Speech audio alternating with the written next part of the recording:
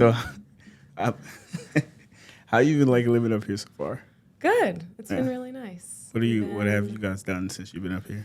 We went to some hike, some little, not national park, but a little park, state park. So that was fun. Go to Richardson's ice cream. Have you been? Yeah, I used to live up there. You know that, Yeah. right? Yeah. Yeah, at Andover. Mm. Or just, yeah. Seen family, gone on. We went paddleboarding at my mom's place. She has a lake house in Hopkinton, so that's been fun. Hey. Where wait, you said she has a lake house where? In Hopkinton, it's like that's where I grew up, and it's like the start of the marathon. Really famous for that. But it's a really cute town. It's gotten bigger over the years, but yeah. So she got a lake house and she renovated it recently. Her and her husband. So that's been really fun to like see the renovations. She has like an amazing kitchen, and then yeah, yesterday we went down and Devin and my mom went paddleboarding, and it was just so cute. I had two calls. I had two client calls, so I came back out, and they're like paddleboarding. I was like, this is so cute.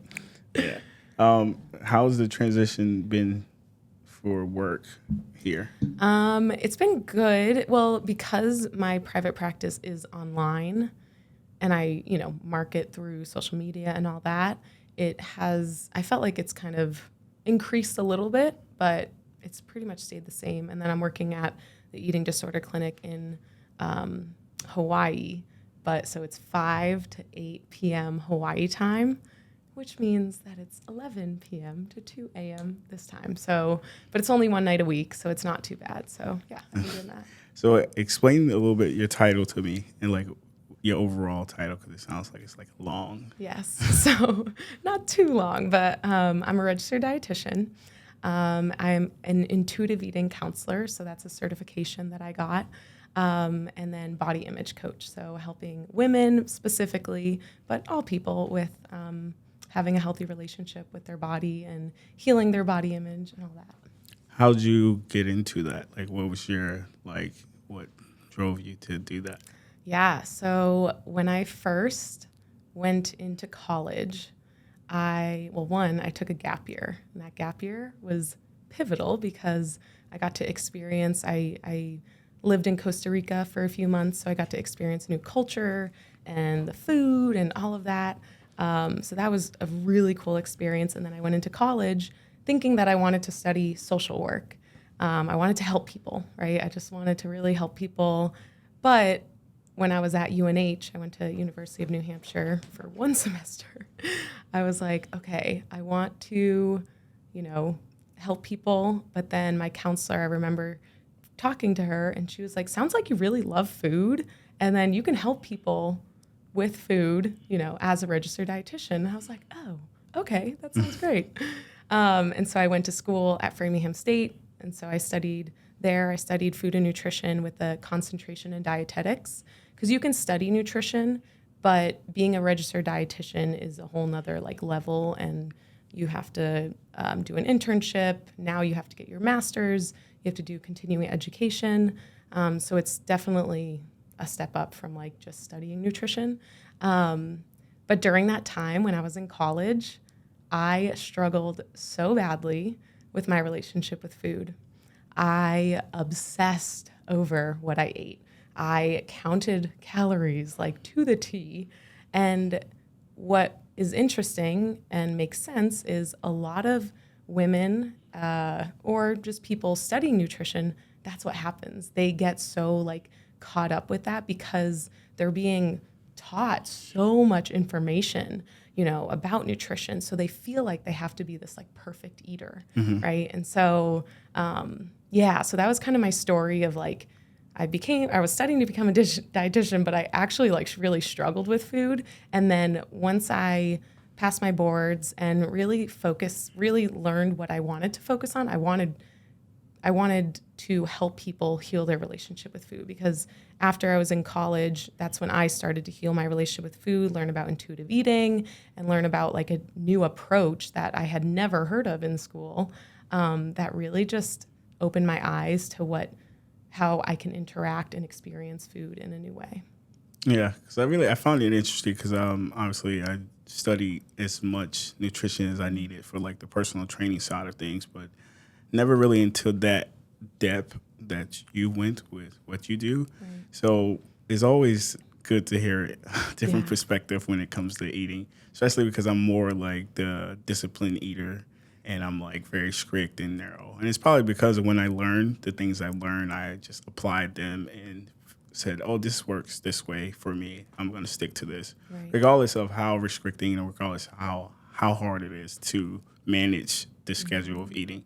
I'm going to stick to it because it's what gave me like the body I wanted, the ability I wanted to be able to perform. And I Right. just kind of like stuck into that regimen. So it's good to have a different perspective Yeah. of how people address that in Yeah. general. Yeah. So that's the main reason why I wanted to talk I to know. you. I'm so Because it's like excited. opposite sides of Right. it. It's like really restrictive, and then Yeah. there's like the intuitive. So I want a little more in depth Yeah. of why that's like your route. Yeah.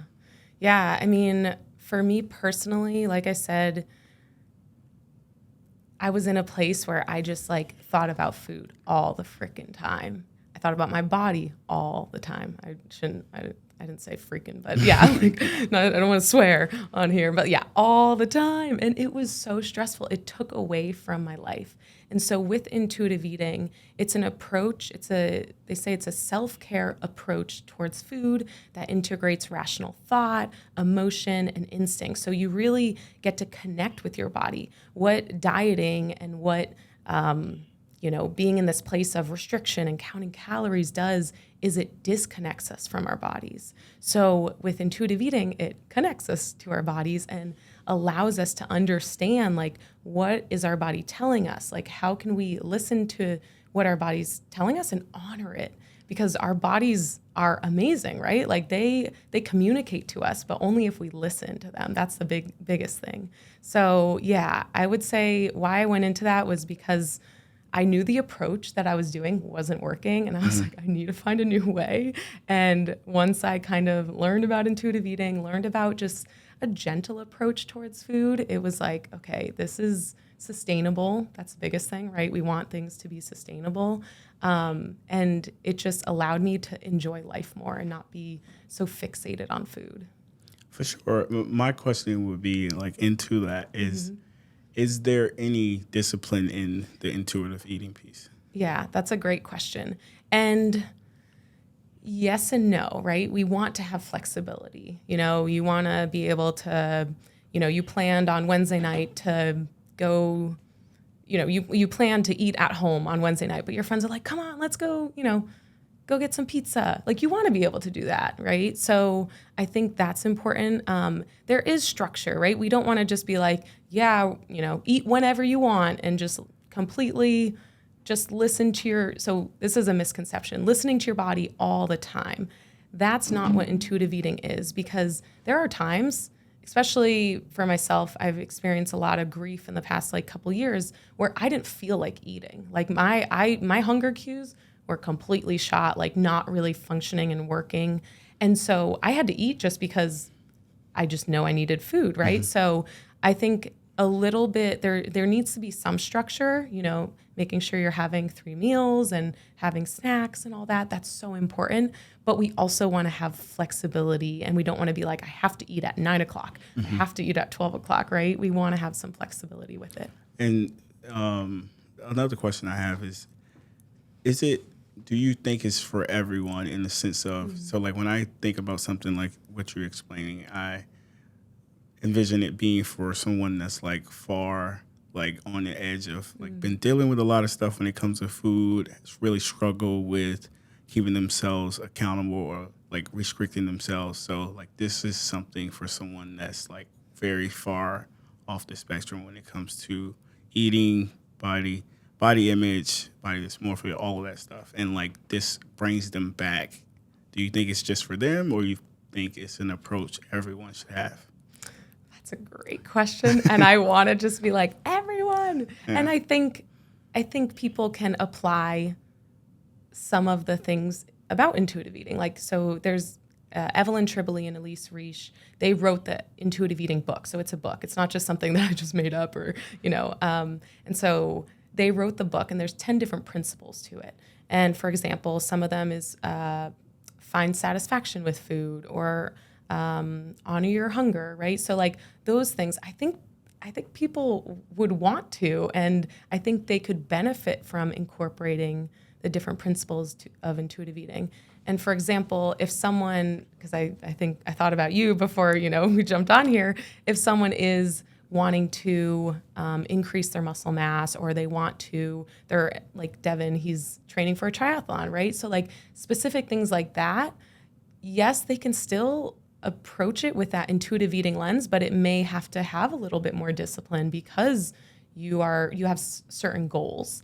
But I think overall, it's just like listening to your body and respecting your body, and ultimately giving your body what it needs, which is proper nourishment. And and more than that, right? Like intuitive eating is not just about food. It's about your mindset towards food and how you think towards food. So that's where I think everyone can benefit from it, right? Like having a healthy mindset towards food. For sure, because me personally, it's up for debate, but I don't know if I have the healthiest relationship with food, because part of the time I view food as just like fuel. It is what it is. My body needs this to be able to function and do the things I want to do more of the things I want to do. So I'm going to eat this because of that. I don't really care for taste. Like I don't necessarily eat food for taste, because it's not like, whether it tastes good or not, my body's going to utilize it for what it needs it for. So I try not to envision it in that way. But from a different perspective, like I'm pretty sure you'll view that and say, oh, that's not really a healthy way to envision that. Well, it's interesting because I would say food is so much more than fuel. Like food is satisfaction, it's joy, it's connection. It's so many different things. Like I think of my Nana, and she's Italian, and she makes all this delicious food, and we sit around the table, and it, brings us together. So in those aspects, it's so much more than fuel, and it is fuel, like no doubt. And I think that's where we need to have the it's fuel and it's all these other things, right? And that's where I feel like it gets lost in the media, because you have the two sides. You'll have someone like me who's strict and narrow and view it this way, and you have someone like you who view it this way. And there's people that are watching trying to get information, and they'll think like, okay, I can't be that strict. Okay, well, I can't be that undisciplined. And it's like finding a balance in between that'll allow you to kind of like find your own space, and that's what a lot of people really should focus on. But again, everyone's different. And me personally, I do well with like the strict and the disciplined eating, because it's what works for me. Like the other way, I'm like all or nothing. So if I go to a point where I'm eating all these things, I'm like eating emotional eating. I'm like doing things that I physically doesn't really think is for me, but like mentally it's stimulating me, and I'm eating for that. I'm going to go all in. And it's just like, oh, while that may be stimulating and benefiting my like emotions and all this stuff, my body's not going to respond well to it. Sure. Yeah. And I think, what you just said is so good, and something that I work on with clients all the time. Like, I don't think I've ever worked with a client that doesn't think like this, with the all or nothing mentality. And that all or nothing mentality, from what I've experienced, is it keeps people like stuck. It keeps people like, oh, I can't do this because I'm trying to think of an example. But for example, this just came up with a client. She bought groceries, and she bought it on Sunday.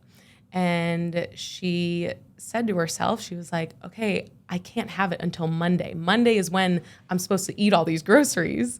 And we talked about it, and we're like, why can't you eat it on Sunday? You just bought the groceries, right? So that's where the all or nothing mentality gets people stuck, confused, and just like feeling kind of frustrated and possibly like mad at yourself, So I think that's what I call it. So it's black and white thinking, all or nothing. I call it the gray space, meeting in the middle with the gray space, where, you, for example, your emotional eating, what you said about that is, we don't want to like emotionally eat. We don't want to have food be the answer every single time. May it be the answer sometimes, like, all right, let's just go out to ice cream. I've had a really stressful day. Great. Other times I've had a really stressful day. Let me take a nice bath or let me take a hot shower, right? Like we want to have other coping strategies when those emotions come up. And I think, thinking in that all or nothing mentality definitely keeps people stuck in like dieting, but then extreme healthy eating and just like can't find that balance, that sweet spot. And do you think a lot of this is to avoid dealing with like the body image issues or the body dysmorphia or the eating disorders or those things along those lines? Or is it to avoid this stuff or to manage it? Yeah, so a lot of people are using food to cope, right? For eating disorders specifically and for all of this. Usually it's because people don't want to feel something. Mm-hmm. So they're using food to cope in a certain way. So for example, I work with clients who have binge eating disorder or, maybe they don't even have the diagnosis, but they do that or they restrict. In your body, you feel that heaviness, that tension in your stomach. So that, you just got into a fight with your boyfriend and you binge. Well, I'm not going to think about the fight with my boyfriend because I feel it so heavy. I feel that heaviness in my stomach. So a lot of times it's not wanting to address the feelings that you have. It's not wanting to, maybe talk to somebody and speak up for yourself. There's so many different reasons why, but yeah, with the body image, with eating disorders, it's definitely a coping mechanism and a way to avoid the feelings that, we all need to experience, but it can be uncomfortable. For sure. And I say that because even with like me being myself, people will look at me and was like, oh, your body's perfect. I still deal with like body image issues just because of who I am and how I view food and how I train. It's big that I focus on how I look. It's how I got into fitness and it's what's been keeping me like driven the way I am. So I still deal with those type of issues. And that's why I asked, do you think it's intuitive eating is something that can help people avoid that, or it's just something to help people like manage the way they feel towards it? Yeah, so intuitive eating will help you because what it does is it gets you out of that black and white thinking and it helps with you respecting your body and caring for your body in a whole nother way. Like not like, oh, okay, I'm gonna go to the gym 7 times a week kind of way. It's like, oh, I'm gonna go to the gym 5 times a week and then I'm gonna rest and then I'm gonna do yoga and, take care of my body like that. So I think the big part with our culture is the emphasis on certain body sizes and shapes and how we think that that certain body is automatically healthy just based on how it looks. When we know that's not true, right? That's not true. We can't determine someone's health based on how they look.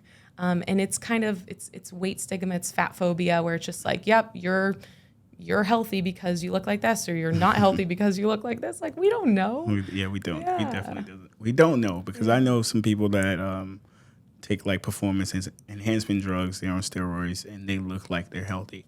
But me personally knowing them, I'm like, you're not that healthy if you have to take something that manipulates your body in a way that makes you look healthy. It's never really about how you look. But there are some interesting like situations where there's like weight in general was never meant to be used as a measurement for health or how you look in general. But you can use it in certain situations where it's very evident that someone is visibly overweight in the sense of where people just can, like the common sense piece that kicks in. But you never know like the measurements of like what their blood work is saying. Right. This is what I'm saying. Yes. A lot of people should focus more so on, because I don't look at someone and say like, oh, because they look this way, they're not healthy or they're not. I'm more interested in since we aren't using what their weight and all this stuff looks like, is what are their like blood work say? Yep.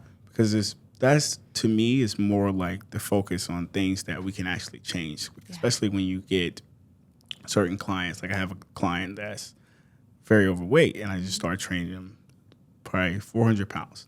And care less about what he weighs. It's more so about how he feels. He Yeah. doesn't feel good. Yeah. So we're addressing his feelings and how he can change his look on exercise, his look on food, and his internally it changes his blood work and all this stuff. And we're working on how to fix that stuff. The way he looks is just going to be a product of his consistency and how disciplined he becomes along the journey. So it's hard to get people to really understand. It's not really about the way you present yourself, because people 200 pounds on me may look different from 200 pounds on someone else. It's just a number. Yeah. Yeah. Not focusing on the number. And my clients specifically, we say like literally don't even step on the scale, get rid of the scale, because I want you to experience how you feel. And when you have better energy because you're taking care of yourself, you're nourishing your body, you're exercising, you're doing all those things. And something too with this whole body image and all of it is that it's someone who is in a larger body and then maybe they lose weight. That doesn't automatically mean that they're going to love their body, right? We sometimes that's a huge misconception is like, oh, once I get to this size, I will love the way that I look. Guarantee someone out there listening, you're not, because what body image is, it's all in your mind. It's how you perceive yourself. So if you are still calling yourself names and, beating yourself up in your head and saying not nice things, yeah, you're not going to feel good about yourself. You're not going to feel good about your body. And body image is also rooted in self-esteem, right? So increasing your self-esteem and taking care of yourself, knowing that you deserve care, you deserve food, you deserve movement and pedicures. And it doesn't even have to be like that, but like you deserve those things. You deserve to take care of your body. So yeah, it's definitely I want people to focus on how they feel, but I know there's so much noise out there that's saying like, look at the way that I look, or when I lost X amount of weight, whatever is out there. There's so much out there with influencers and people with a lot of misinformation. That's really unfortunate. And I mean, like I said, I still deal with body image issues, Yeah. and people will think I'm crazy. Yeah. But it's just like I know my body and I pay attention to myself. So I critique myself all the time. It's definitely not healthy, but it's just something that's like embedded in me. And Is that something you want to change? I don't know. I don't know. It's something I think about often, but I think part of it is like my discipline, and I like that about myself because I do get stuff done. There's no room for me to like be focusing on anything outside of what I'm trying to accomplish. It allows me to just be in line with my goals. But it takes like a human aspect off of it, because I feel like robotic. Sometimes I'm just like go, go, go, go. Yeah. But it works for me. I get stuff done. Yeah, yeah. So like that's just like my balance with it. I'm like, I can deal with the little bit of mental piece I deal with, because I get the things I want to get done. I'm able to get them done. Yeah. Do you feel like, I'm curious, just because of your Instagram and your position in the fitness world, do you feel like you have to maintain a certain image and maintain your physique so people take you, quote unquote, like seriously, or so that people, yeah. Partly, yes. Yeah. Not as much, because I mean, for a while I try to really harp and focus on my page being more about what I'm doing, Right. less about how I look. So I try not to really portray, like, yes, you visibly can see me in my videos, but it's more so about the movement of my body Function, and how I'm doing a lot of these exercises, and my body's just a byproduct of that. But I do feel like there's a little bit of pressure to uphold that, because people have certain expectations when I scroll through Instagram, whether I'm scrolling for food or I'm scrolling for something that will resonate with me, or something that motivates me, or something that will help me change. And it's not always movement. Sometimes it may be the way somebody looks, or I see a house that I inspire to have, or something like that. So it's like we're visual people. So looking at something that we see as, what's the word? Visibly, Like appealing, or just like appealing, attracted just appealing, to that. attracted to it. It helps. Right. It helps. It draw you to, because a lot of people, for instance, I'm sure this happened. A lot of people won't focus on what I'm doing until they are okay with how I look. It's just the fact of how the internet works. It's just, And it makes it does. It's not the greatest, but fortunate enough for me that there's part of me that I want to be healthy for myself, and being healthy and moving, doing things I do normally means I'm going to look the way I look because I'm on top of whatever I'm dealing with. Sure. Yeah. Yeah. And I think, like, for at least my clients, we just really try to detach worth from their body, right? Like, you are so worthy because of who you are, because of just you existing, rather than the way that your body looks, the way that you look in a bikini, the way you look in a dress, right?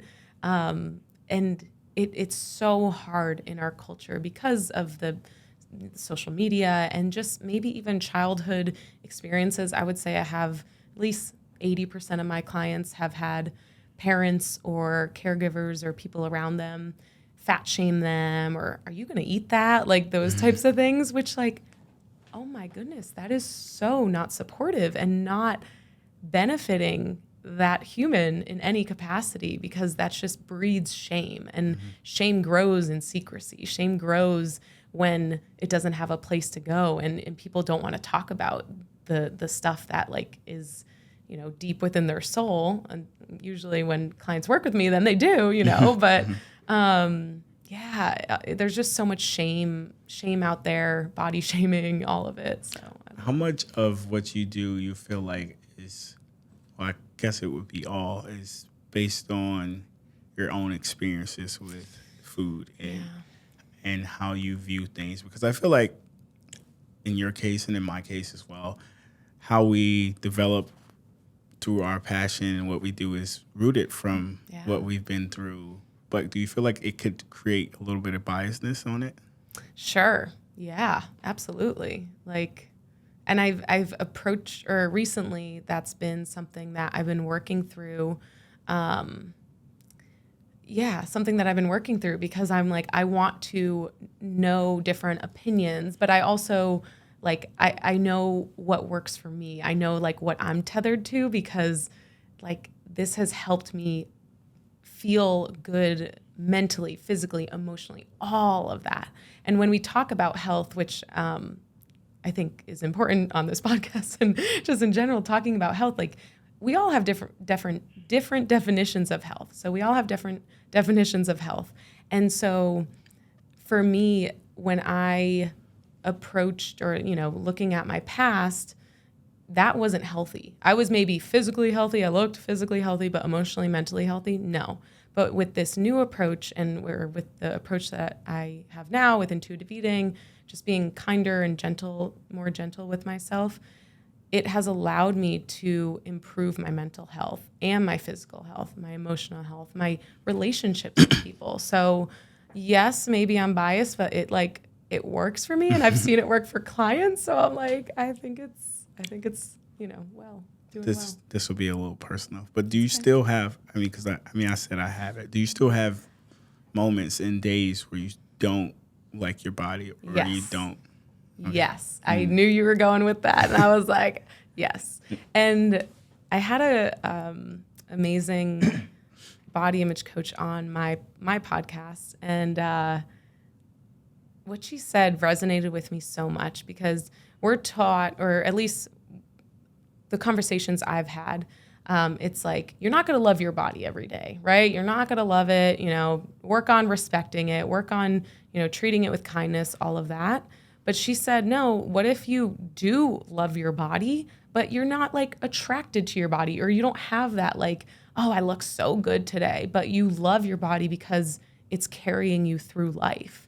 And I love that. I think that's so important, that we say we can love our bodies every day, but do I always love what I see in the mirror, you know, my appearance? No, because that's just part of being human. And, like, and that's where our mind plays tricks on us, because one day, don't like what I look, the next day, 24 hours later, you know, I'm like, oh, I love my body. This is great, you know? So that's where it's like, it's a lot of what's going on in our minds. But yeah, I struggle with negative body image days, but I now have, like, tools and coping strategies on what to do when that happens, so it doesn't turn into a week of me, feeling uncomfortable and not liking my body, For sure. I really wanted to ask that because I still deal with it myself. Yeah, So so at the normal. opposite end of the spectrum, I wanted to see if it was something, even though you are okay with the way you're eating now, your relationship with food is better,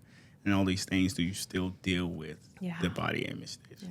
And I think nothing is perfect, right? Mm-hmm. Like nothing is, well, in my mind, I'm like, nothing is absolute. Nothing is 100%, right? So that means that, yeah, maybe 90% of the time I feel great in my body and then 10% I don't, right? So there's that in between, and it's okay for that to happen. It's okay for people to experience like, not great body image days, and knowing what to do when that happens. And, if you're feeling like that 100% of the time, working on feeling better in your body, Yeah, so it's interesting. I've been doing a little reading, and I do a little just deep diving on different topics. Love it. The most recent one has been like burnout in general. So like the biggest thing people want to do, they want to avoid burnout. And a lot of times I've been reading, and it's been saying it's not necessarily something you can avoid. It's something you just got to know how to manage. So when I think about all these things when it comes to like the body image, even something as serious as like eating disorders or anything dealing with food and like exercise, I think a lot of these things are just a part of life. Yes, it's so true. It is a part of life. And I think there's multiple aspects of this where, setting boundaries with things, maybe if you're scrolling on social media and you're noticing that that's like not supporting you and it's just making you spiral, then setting boundaries with that. And I don't know if we read the same book, but I read the book called Burnout. And what they say is we all have stressors in our lives, whether it's eating, whether it's work, whatever, relationships, whatever it is. We all have those stressors. We want to complete the stress cycle. And in order for us to do that, one, we have to acknowledge what that stressor is and see what feelings come up when stuff happens. And then we want to complete that cycle. And what they say, there's 7 different things, and don't quote me on this. I probably know a few of them, but exercise, which is great. But I also caution, like, you don't want to over-exercise or like only use that. Crying, laughing, doing something creative.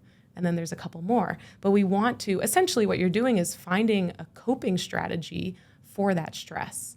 And for most people out there, right? Like a lot of people are stressed all the time. Mm-hmm. And so we're constantly in that stress cycle and not completing it. We're just like, we're just like stuck in it. And what that does too to the body, if we're kind of bringing it back to that, is that puts a lot of stress on the body. So much stress that could essentially, accumulation of stress, allostatic load, causes diseases in the body. So sometimes it may not even be the food that you're eating or the exercise that you're doing. It literally could be the accumulation of stress that you have in your body from not like completing that cycle and finding coping strategies. Yeah, because I think that really changes the perspective of how you deal with these things if you just view them as like a part of life. It's like these are not things you're gonna avoid, and people like demonize them because they're like, I want to avoid them, and then they happen, and they're like, oh, this is the worst. Like, why am I dealing with like body image? Why am I dealing with like an eating? When it's all something that's just supposed to be a part of the life, and just understanding how to get through them and deal with it as it happens kind of suits you better than trying to avoid them. Yes, absolutely. And seeking support, right? So seeking support so you're not like, if you're feeling like you're in the trenches, someone can help you, come out of those trenches and show you ways to manage it. Because like you said, stuff's going to come up. Like you're going to get in a fight with your boyfriend. You're going to get in you're going to get fired from your job, whatever it is. Well, hopefully not, but like those things come up. And so how you deal with them and manage that, and how you kind of regulate your nervous system, because that's what we're talking about. Stress is like bringing our nervous system, heightening it, our sympathetic nervous system. So if we can like bring our nervous system down and just like, focus on doing things that calm our nervous system, that's so important, and something that I've been like researching even more and more because it's so helpful for my clients and myself. For sure. And that's how I feel like that's kind of how I use exercise. Exercise is like my staple that keeps me like grounded and like level headed when it comes to all the other areas of my life. So that's why. Yeah. And I think, like I said before, I think that exercise is a great tool and not relying on it 100%, right? So you're like, what do you mean by that? So like, if you're like, okay, I feel stressed, I'm just going to exercise, having something else you can do, you know, like talking to somebody, or like I talk to clients about this, but like journaling, like, oh, I'm so mad at X, Y, whatever happened, and just like writing it out. Or, you know, crying or doing something creative, you know, just doing something, not having that be the thing that you do 100% of the time, but having these other modalities that you can use as well. And I feel like that's something you have to like train yourself. Oh, 100% practice. Yeah. Because exercise is my go-to no matter what. And certain things just don't give me that same feel that I need when I'm trying to like have an outlet, and exercise usually give that. But it's definitely something you can train yourself to deal with when it comes to like journaling or going for a walk or talking to someone. I'm not big on talking, so like talking is not my thing. Well, I'm big on talking, just not talking about like my feelings. I don't really care to talk about my feelings to people. It's not my thing. And that's probably exactly what you need to do. Oh, for sure, and that's why I've been liking doing the podcast, because it's a lot easier when you're talking about things I'm passionate about, and then how I feel end up coming out instead of me just talking about my feelings. Yeah, that's just totally. It's just more of a like kind of natural way rather than like, oh, I have to do this right now because I've just felt this way. Yeah, for sure. Yeah. And I mean, it's definitely interesting. That's why I wanted to have you on to get just really another perspective of food, fitness, and just life in general. Yeah. Do you feel like you are in a good place with all of that stuff now? Yeah. Like looking back, definitely. I think my biggest challenges right now in terms of all this is just preventing it. You know what I mean? Like with social media and with like the beauty standards and all of that, doing the work to prevent it, because I feel like I'm in a solid place with myself and who I am and my food and all of that. And I see people just going through the trenches, and I want to like, one, you know, I do support them, my clients and everything, but I want to create just such a safe space and just a welcoming and loving space for people that, you know, with social media, sometimes we don't see that. And so for me now, it's just the preventative part of it, you know? So I'll ask you the same question you asked me. Do you feel the pressure from what you do to kind of stay in that realm of thinking and intuitive eating? Because what if something happened and you felt like you want to be a little more disciplined, you want to be a little more focused on these things, you want to change these things? It kind of like changes your whole narrative, right? Do you feel like that's something that you can't do?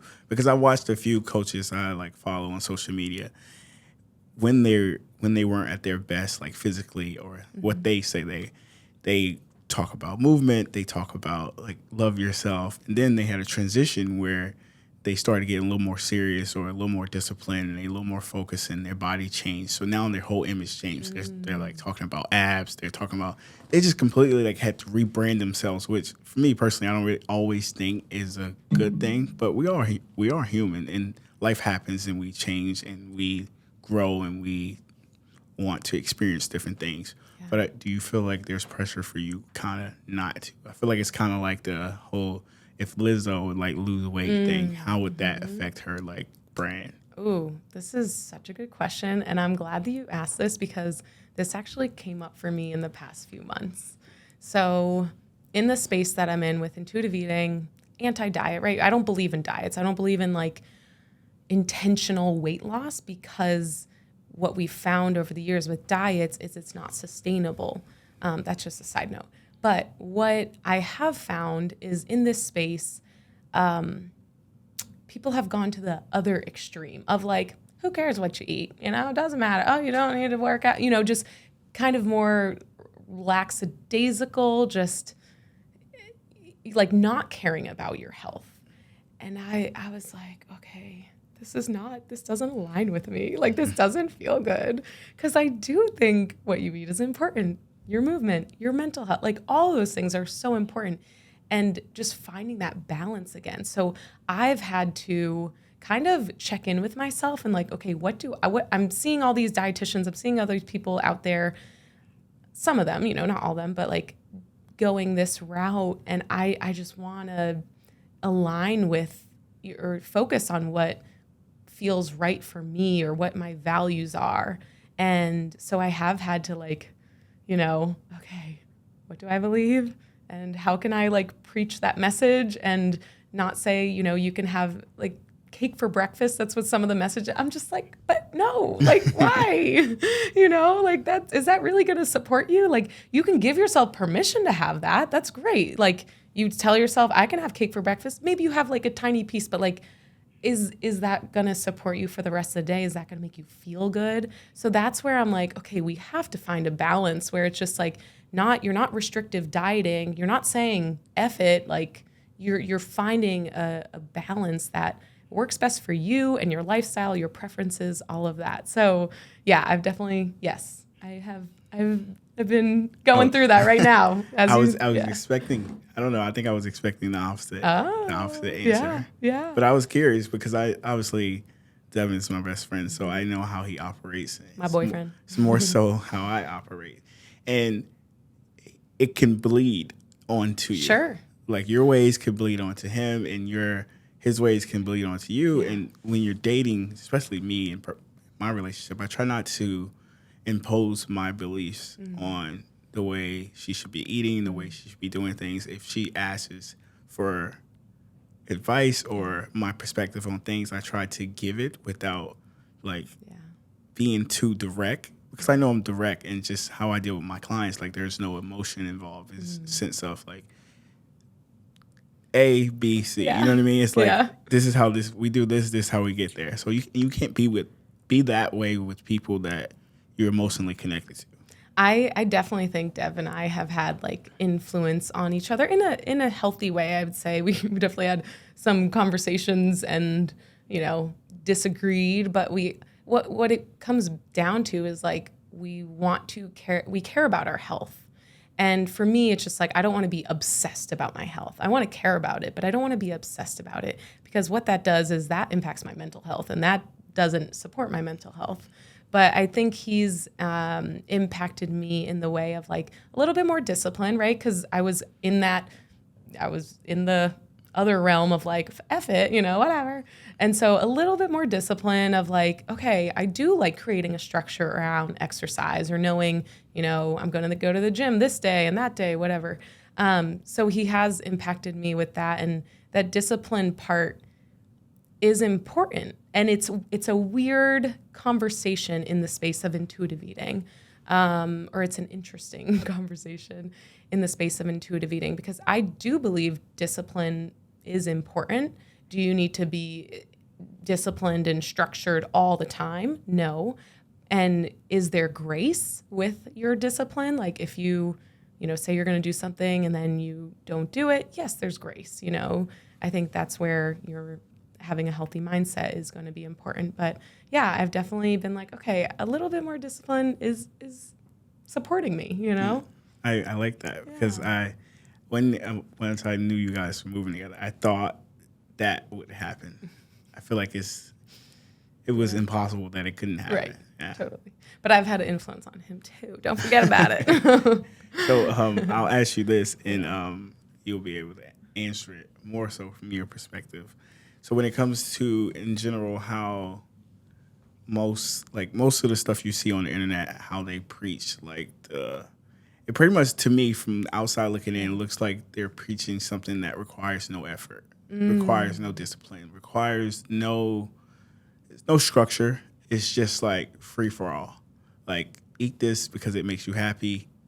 Don't tell yourself no ever. Just do it. Yeah. And it's hard for me to like, no, that's wrong. Like, that's horrible advice. But I understand it when you are talking to someone who has that mindset of, like, that unhealthy mindset of, I shouldn't eat this. It's like very, Like, how do you deal with that? Because I don't Yes. think that just saying free for all is correct. Like, that doesn't work in my eyes. I feel like there's more work that needs to be done and better ways that need to be addressing these issues for these people than saying do whatever you want all the time. Just go for it. Yeah.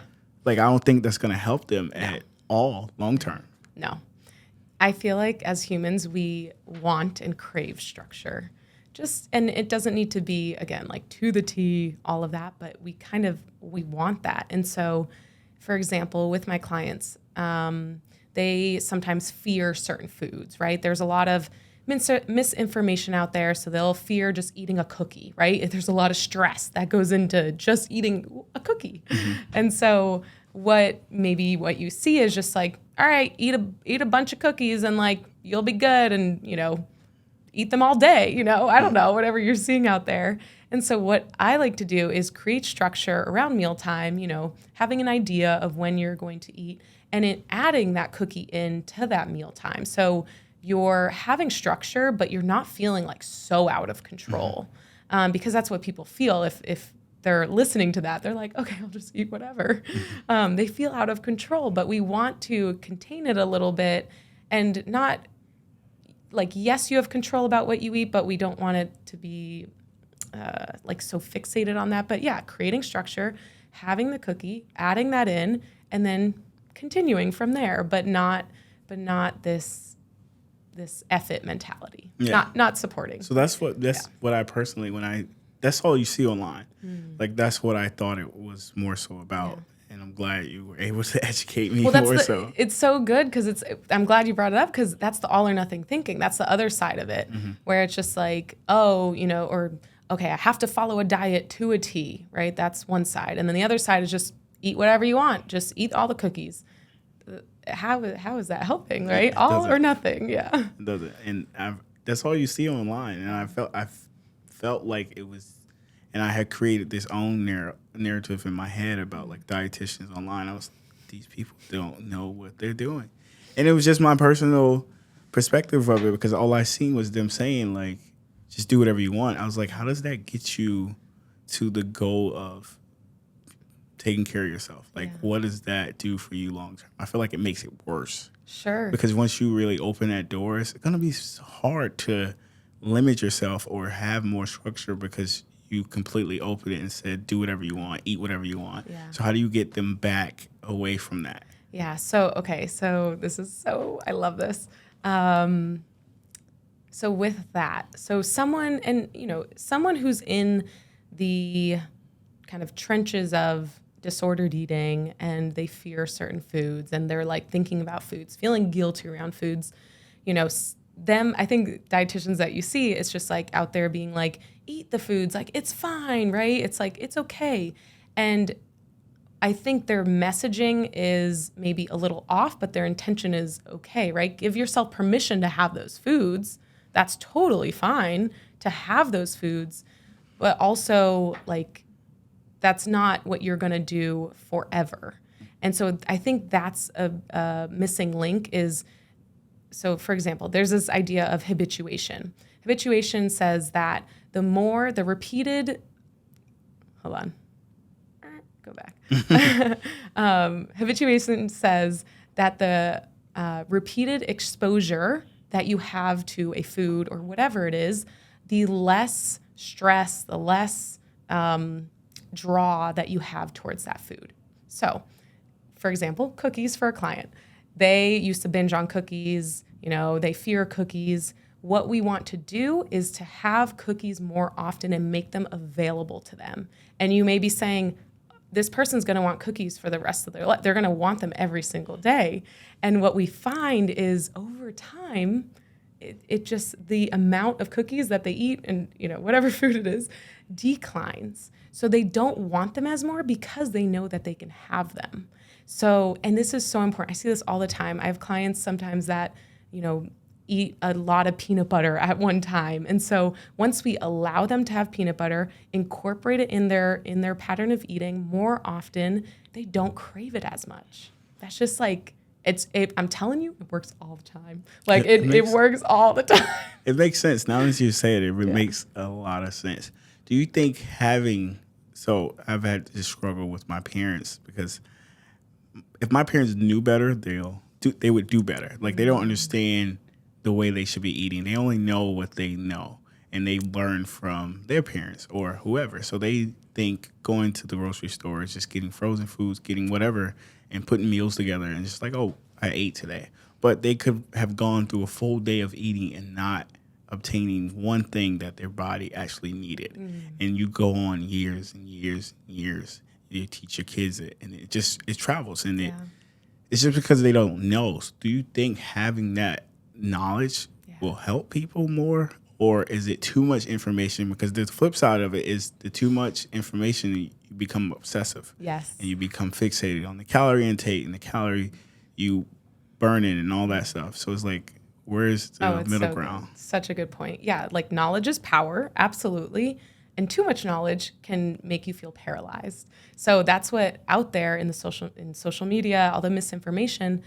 I have clients that are just like, I literally don't know what to eat because this person says I should have oatmeal. This person says I shouldn't have oatmeal. Like, I don't know what to have, right? So I think, knowledge can be really helpful, and education, just like basic nutrition education, can be really helpful for people in helping them make, healthy decisions and decisions that support their well-being. And we have to look at their mental capacity and their financial aspects, right?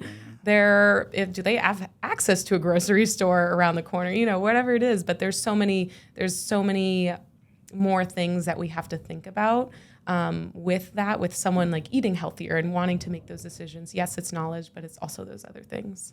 And I think about that when I think about like the moderation thing people preach. Mm-hmm. And it's so tricky because everybody has a different definition. Yeah. Like moderation for me is like every 3 months I'll have something that I don't like. Moderation, somebody was like, oh, I'll have this 4 or 5 times a week. Right. But it's like you got to find like that ground of like what's actually benefiting for your body. Yes. And that's why I don't always hate online when they like demonize certain foods, because some people have no idea what a food could be doing to them. Like they have zero perspective of what's in it, why is it in it, and how does it affect my body. I just eat it. Like there should be a little bit of knowing like some of this, if I have too much of this and this is in everything, I'm not going to feel great. Yeah. So I feel like it's just the way you put the message out needs to be better. A lot of people are like way too dogmatic about it. It's like, this could kill you. Yeah. And it's not that black and white. It's a lot of gray area in that. So it's like, you just got to understand what message is for you. Yeah. And a lot of times just having more information is good for people, because there's a lot of foods or a lot of vegetables, a lot of fruits that, depending on where you get them, depending on when you get them, and when you consume them, they're not always great for you. And you have months and months of obtaining these and consuming these things, and you feel a certain way. It's good to know, like, you can point back to why am I feeling this way? Yeah. So I feel like that's very helpful for people to have that information. And some of what on the internet is just giving people information about these different types of oils and different type of things that will have you feeling a certain way if you consume too much of it. But it needs to be made prevalent. Like, you have to consume too a lot. Much of it. Yeah. But that's the other thing. What too much is to you is not the same to me. Yeah. So I'm thinking like, oh, I have it just in the morning. Somebody like, I had it in all my meals today, but not tomorrow. But it's like, you don't know, but your body does. Your body's going to respond to the too much. So if you're feeling sick, you're feeling all these things from it, then it's probably too much. You can't really be the judge of it yourself until you can really acknowledge how you physically feel. Yeah. But there is this aspect of that people deal with. Because I'm happy with the way I look, you can like trick yourself to thinking that you actually feel good, but you could be sick. Yeah, that's true. Yeah. So I see a lot of that, and I like to ask people that as well. I asked this on my last podcast. Can you be happy and unhealthy? Ooh, shit. So in the sense of unhealthy, in what way? Like, are we talking physical, mental, emotional? Like, because that's what when I think of the word health, right? I'm like all encompassing. So not physical. So so what I'm saying more so like, so physical, not like appearance, more so like physical. Like you can be like diabetic, you can be all these things, but your mental health is in state. Your work-life balance is great. Your relationships are good, but physically, internally, you're not healthy. Like your organs aren't. You're not in a good position where you can actually perform and do things properly.